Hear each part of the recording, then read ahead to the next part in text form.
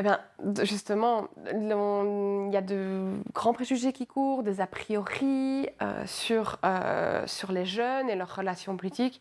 Ils ne sont pas intéressés par la politique, ils s'en foutent ou ils ne se sentent pas capables de participer en politique. Et il faut justement nuancer tout ça. Et on a quelques preuves empiriques, preuves sur le terrain, des données qui nous permettent de répondre à ces préjugés. On citait aussi le mythe de les jeunes votent comme leurs parents. Ce qu'on peut répondre à ça, c'est que, et une chose qu'il ne faut jamais oublier dans un coca, c'est qu'on parle de jeunes, de jeunesse, mais moi j'utiliserais ce terme jeunesse au pluriel. Il y a des jeunesses, les jeunesses sont plurielles. Donc parler des jeunes dans sa globalité, c'est déjà se tromper.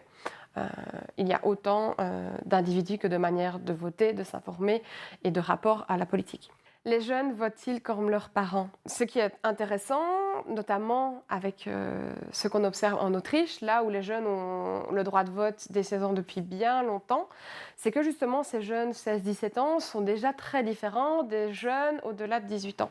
Donc les jeunes de 16-17 ans ont peut-être tendance à voter plus comme leurs parents, tout de même en étant plus portés vers les partis d'extrême droite ou les partis verts.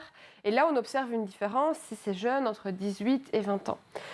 Cette période entre 18 et 20 ans, c'est une période marquée par des grands changements. On entre aux études, pour certains, on entre sur le marché de l'emploi, puis un petit peu après, c'est aussi le temps de prendre son indépendance, de chercher son propre logement, de payer ses propres impôts. Donc là, on remarque tout de même une différence avec le reste de la population dans leurs préférences partisanes. Et en tout cas, je vous le disais, si on remarque en Autriche une certaine préférence pour les partis d'extrême droite, les partis verts, on ne s'attend absolument pas à observer la même chose en Wallonie, en Belgique francophone, où il n'y a pas d'offre partisane crédible d'extrême droite. Donc sur ce premier préjugé, déjà les jeunes wallons diffèrent fortement des jeunes flamands.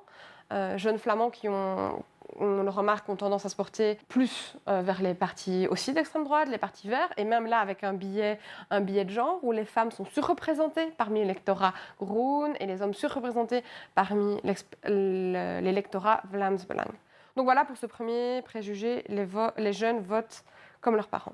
Autre préjugé, les jeunes ne s'intéressent pas à la politique.